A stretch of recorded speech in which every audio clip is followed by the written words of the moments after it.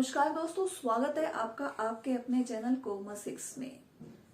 Financial management का हमारा topic चल रहा है। लास्ट सीरीज के अंदर मैंने आपको करवाया था डिविडेंड पॉलिसी का। थोड़ा सा रिवाइज करेंगे, फिर हम लोग अगले टॉपिक के ऊपर आते हैं। डिविडेंड पॉलिसी के अंदर मैंने ये बताया था कि जब हम लोग प्रॉफिट कमा लेते हैं, हमारे पास प्रॉफिट आ गया बहुत सारा, अब हमने उसमें से क्या किया कि रिजर्व में भी डाल दिया, जनरल रिजर्व में, कैपिटल रिजर्व में, सब में डालने के बाद जब हमारे पास सरप्लस बच गया उसका क्या करें? क्या वो डिविडेंड हमें बांट देना चाहिए, बांटना चाहिए, नहीं बांटना चाहिए? तो उसकी कुछ थ्योरीज थी। एक तो इरेलीवेंट है, एक रेलिवेंट थ्योरी है। तो इरेलीवेंट के अंदर क्या था कि एक तो थी हमारी रेसिड्यूशल थ्योरी और एक थी हमारी एमएम थ्योरी, और दूसरी हमारी थी रेलिवेंट थ्योरी। रेलिवेंट थ्योरी के अंदर क्या था कि उसके अंदर भी दो पार्ट थे, एक तो वॉल्टर मॉडल था और एक गोल्डन मॉडल था। तो वो मैंने आपको अच्छे से कराया, आपको उम्मीद करती हूँ कि समझ में भी आया होगा। बाकी ये हम लोग सिर्फ उसी पर्पज से करवा रहे हैं कि एग्जाम में पिछले क्वेश्चन आपके कैसे आए हुए हैं। बहुत ज्यादा डिटेल में जाए तो टॉपिक बहुत बड़े हैं और टाइम भी हमारे पास इतना नहीं है, तो मैं तो उससे रिलेटेड आपको करवा रही हूँ कि ताकि जो आपके क्वेश्चन है वो लगभग कवर हो जाए। बाकी हाँ, उसके जो फॉर्मूलाज वगैरह हैं वो जब हम लोग लाइव सेशन लेंगे तो उसके अंदर रिवीजन सीरीज के अंदर सारा जितना भी आपका जो डाउट्स हैं वो सब हम लोग क्लियर करेंगे। काफी कमेंट्स आए हुए थे कि फॉर्मूलाज नहीं बताया, ये नहीं बताया, तो मैं वही कह रही हूँ आपको कि अगर डिटेल में करने लगेंगे तो एक एक टॉपिक में कम से कम 2-3 दिन एक टॉपिक में चाहिए, क्योंकि उसके लिए डिटेल से मैं आपको बताऊंगी। अब हमारे पास टाइम बहुत कम है, सिर्फ 1 महीने का टाइम हमारे पास रह गया है, तो उसके अंदर हमने क्या करना है, अपने टॉपिक इस हिसाब से कवर करना है कि हमारे क्वेश्चन कवर हों। क्योंकि हमें अगर कंसेप्ट क्लियर है तो हम क्वेश्चन को उसमें से निकाल पाएंगे। बाकी हाँ, डिटेल में जब हम बाकी कंपटीशन की तैयारी करेंगे, जैसे कि अभी जो हम लोगों का एस्टेट तो क्लियर होगा, 100% हमारा क्लियर होगा।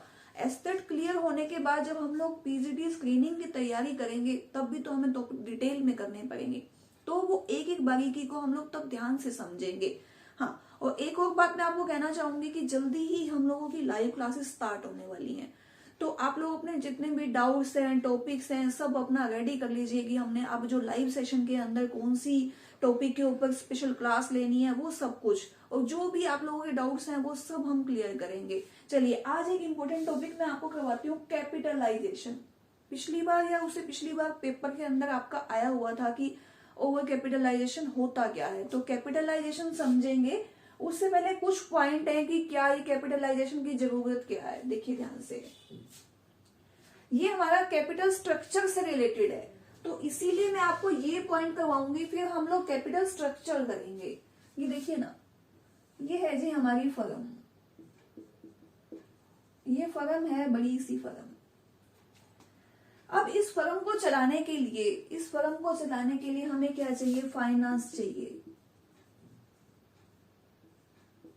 फाइनेंस चाहिए, या ये कह सकते हैं कि कैपिटल चाहिए, या फिर हम ये कह दें कि हमें तो मनी चाहिए। तो ये मनी कैसे कैसे आएगी?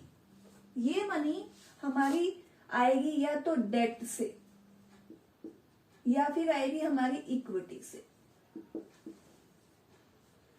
तो मार्केट के अंदर दो ही टाइप से हम लोग अपना जो फाइनेंस है, जो हमारी मनी है, जो हमारी कैपिटल है, हम उसको रेज कर सकते हैं। या तो हम डेट लें, डिबेंचर लें, या फिर हम इक्विटी लें, शेयर होल्डर। अब इन दोनों में से कौन सा हमें इकोनॉमिक पड़ेगा, कौन सा हमें सही रहेगा, वो ही देखने के लिए तो जो फाइनेंस मैनेजमेंट है उसका डिस्कशन हम लोग कर रहे हैं कि ऐसा क्या किया जाए। तो कैपिटल स्ट्रक्चर के अंदर कितना डेट हो और कितना इक्विटी, मतलब है कि कितना इक्विटी ले ले और कितना डेट हो। मान लो ये डेट है और ये इक्विटी है,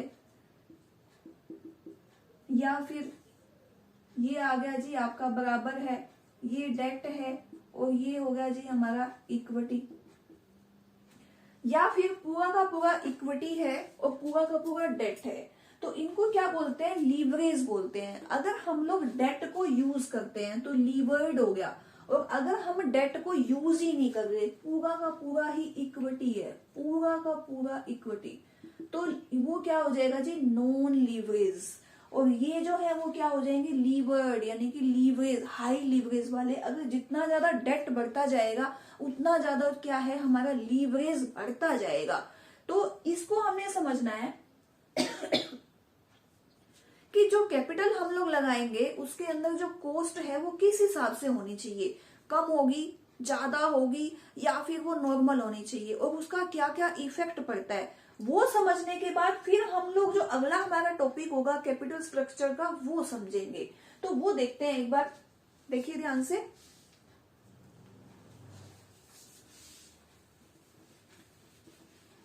सबसे पहले है हमारा कैपिटलाइजेशन। कैपिटलाइजेशन मैंने आपको बता दिया कि कैपिटलाइजेशन कैसे करना है हमने, कि हम लोग कैपिटल को कैसे रेज करें, किस किस साधन से करें, और उसकी कॉस्ट हमें किस हिसाब से पड़ेगी।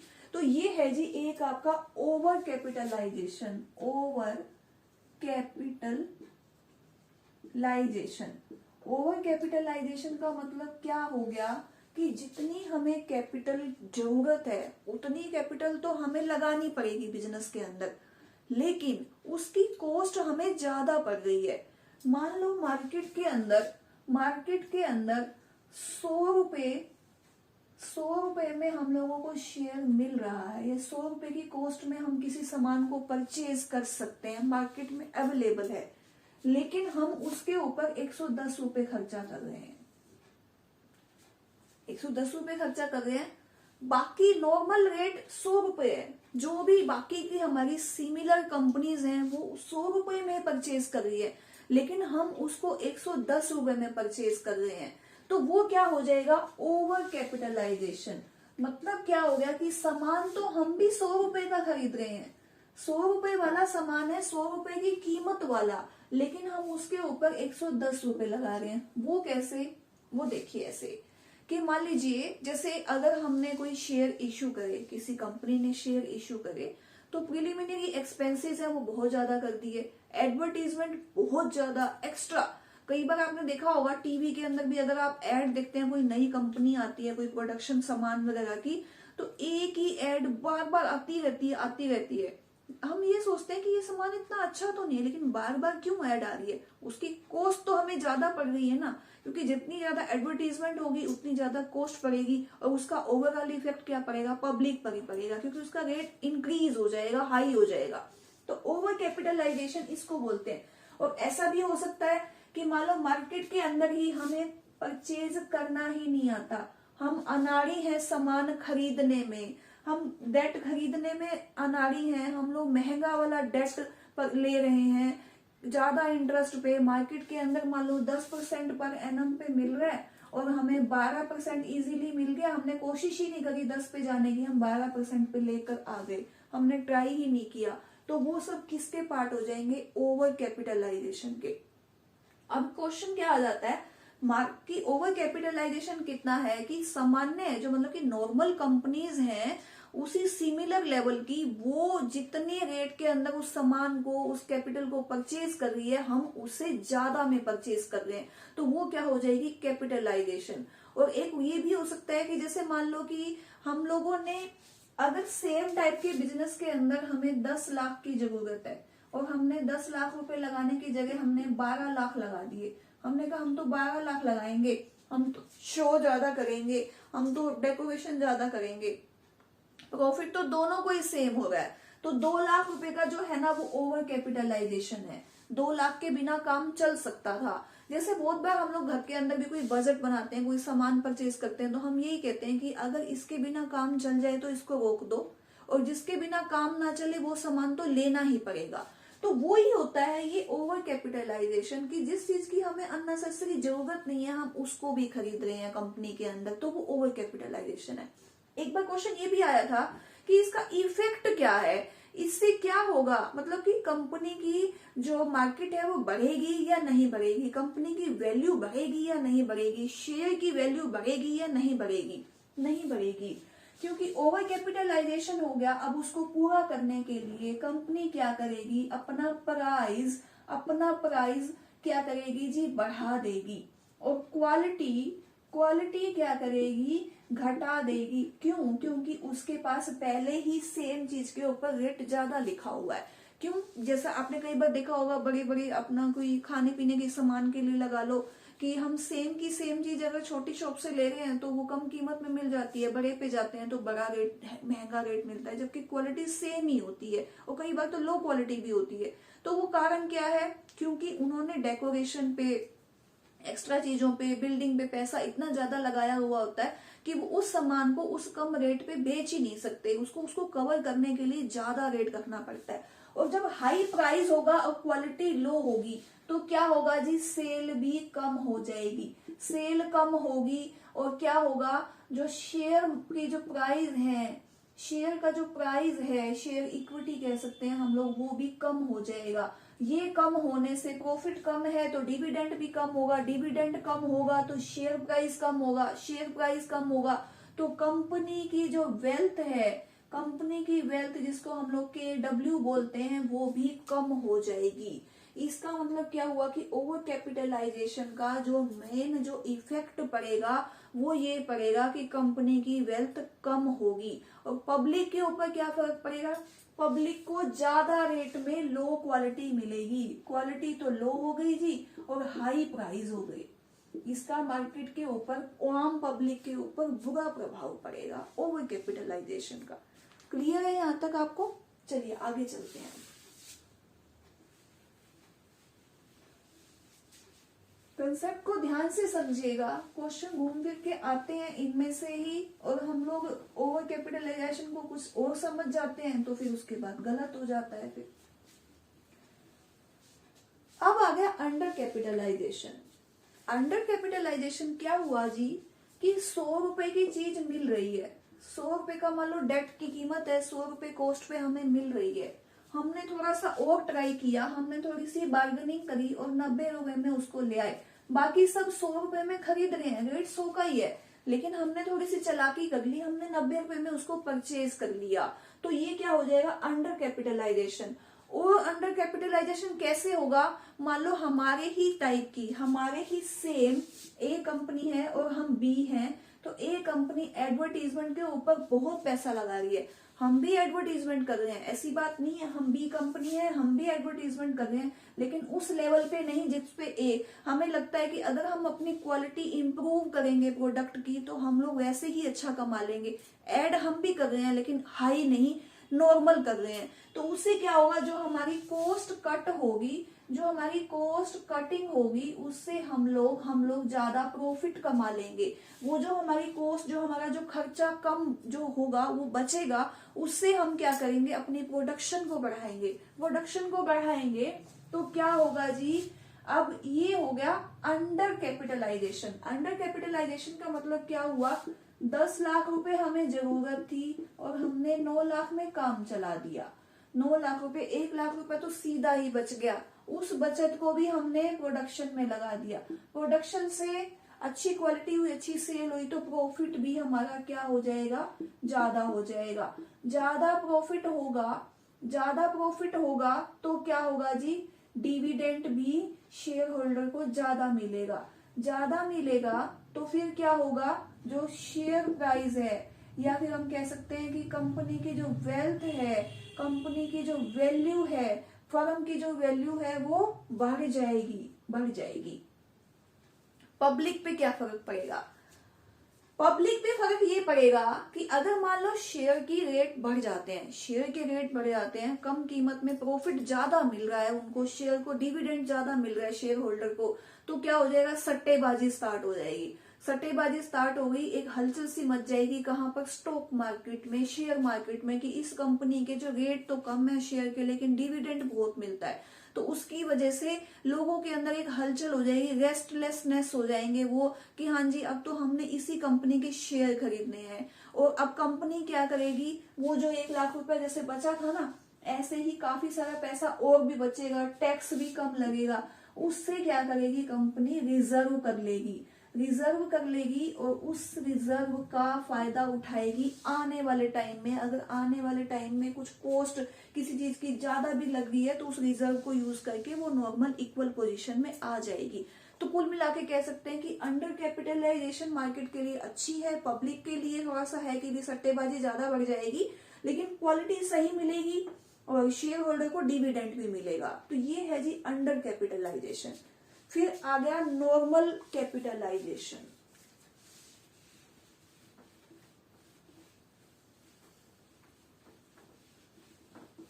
कैपिटल जो स्ट्रक्चर है, कैपिटल स्ट्रक्चर हमारा क्वालिटेटिव डिसीजन है और कैपिटलाइजेशन का जो डिसीजन है वो हमारा क्वांटिटेटिव है। क्वालिटेटिव का मतलब हो गया गुणात्मक और क्वांटिटेटिव का मतलब हो गया मात्रात्मक। तो नॉर्मल के अंदर क्या है, 100 रुपए में सब ले रहे हैं सामान, हम भी 100 में ही ले रहे हैं, हमने 101 रुपया नहीं लगाया। मार्केट में सिमिलर टाइप के जो कंपनीज वाले हैं, फर्म वाले हैं, 10 लाख रुपए में अपना बिजनेस स्टार्ट कर रहे हैं, तो हम भी 10 लाख में ही कर रहे हैं, 10 लाख में ही कर रहे हैं, वही प्रोडक्शन वही सब कुछ सेम, हम उन्हीं की तर्ज पे चल रहे हैं कि नॉर्मल, हम सही बराबर चल रहे हैं, ना तो हम ज्यादा ना कम, बिल्कुल अपना नॉर्मल चल रहे हैं। तो उसका इफेक्ट क्या होगा, उसका इफेक्ट ये रहेगा कि जो है प्रॉफिट भी क्या होगा, प्रॉफिट भी नॉर्मल ही होगा, कंपैरिजन में दूसरी कंपनी के बराबर का सा ही होगा। क्वालिटी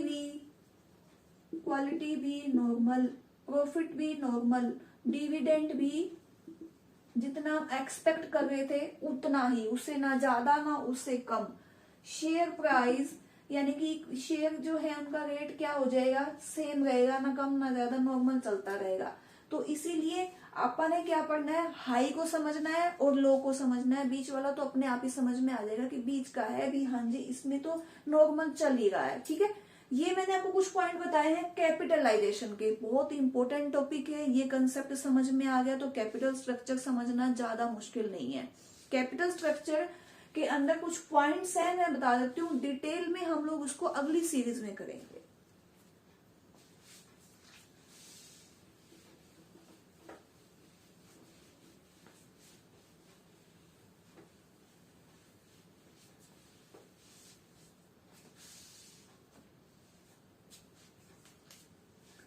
एक होता है हमारा केडी, एक होता है हमारा केई, एक होता है जी वैल्यू ऑफ फर्म केवी। तो अब ये केडी क्या है, ये है जी कोस्ट, कोस्ट ऑफ डेट। एक है केई यानी कि कोस्ट ऑफ इक्विटी, फिर है केवी कोस्ट ऑफ फर्म, यानी फर्म को कितनी कॉस्ट पड़ेगी। कैपिटल स्ट्रक्चर पूरा का पूरा इसी पे चलता है कि कॉस्ट ऑफ फर्म नॉर्मल होनी चाहिए जिसके ऊपर हम लोग प्रॉफिट कमा सकें। भाई अगर हम लोग ओवर कैपिटलाइजेशन करेंगे तो हमें तो नुकसान ही हो जाएगा।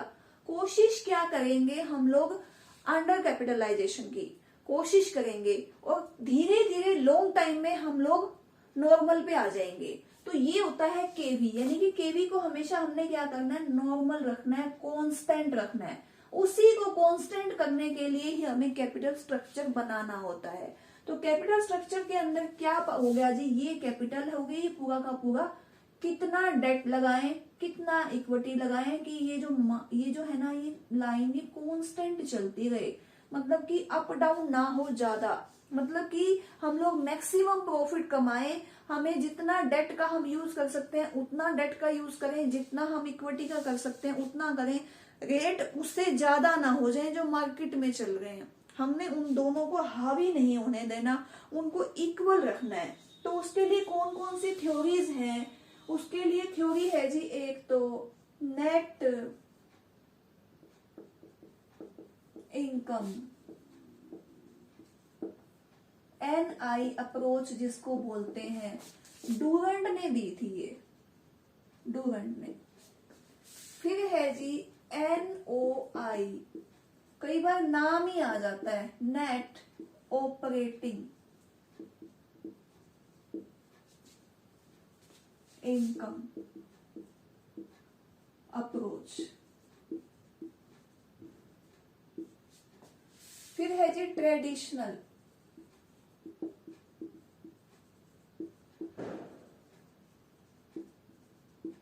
और लास्ट है जी MM अप्रोच। MM अप्रोच हमारी डिविडेंड पॉलिसी में भी थी और MM अप्रोच हमारी कैपिटल स्ट्रक्चर में भी है। दोनों के अंदर ही MM जो है जी उन्होंने क्या दिया था, बिहेवियर थ्योरी दी थी, कि थ्योरी तो मिलती जुलती ही थी, लेकिन उन्होंने उसको बिहेव में बताया था कि एक्चुअल में अगर हम जब वास्तव में जब ट्रांजैक्शन करने जाते हैं किसी चीज की, तो वो कैसे होती है। तो उसमें आर्बिट्रेज का मतलब क्या, आर्बिट्रेज को उन्होंने यूज किया था कि आर्बिट्रेज क्या होता है कि हम लोग बहुत ही ज्यादा अपने आप को सेफ रखें, पूरी तसल्ली से खोजबीन करके कहाँ पर कोई चीज कम रेट में मिल रही है, उसको हम जो उसी रेट में कम में ही लें, उसको क्या बोलते हैं, आर्बिट्रेज। तो जो डिविडेंड के अंदर भी एमएम थ्योरी थी वो भी इसी पे थी, और एमएम थ्योरी, एमएम अप्रोच है वो भी किसकी है, कैपिटल स्ट्रक्चर की, वो भी यही बताती है। तो ये हम लोग डिटेल में समझेंगे अगली सीरीज के अंदर, पूरी डिटेल के अंदर, कि ये कैसे कैसे अप्रोच है, कौन सी अप्रोच कहती है डेट यूज करो, कौन सी अप्रोच कहती है इक्विटी यूज करो, और कौन सी कहती है कि दोनों को बराबर यूज करो। अच्छे से समझेंगे अगली सीरीज के अंदर। उम्मीद करती हूँ मेरी ये वीडियो आपको पसंद आई होगी। अगर आपको पसंद आई है तो लाइक कीजिए, शेयर कीजिए, और अभी तक भी आपने चैनल को सब्सक्राइब नहीं किया तो उसको सब्सक्राइब कीजिए। मिलते हैं अगले नए टॉपिक के साथ। नया तो क्या, ये नया जो आपका ये टॉपिक चल रहा है कंटिन्यू करेंगे हम इसको। ठीक है, थैंक यू।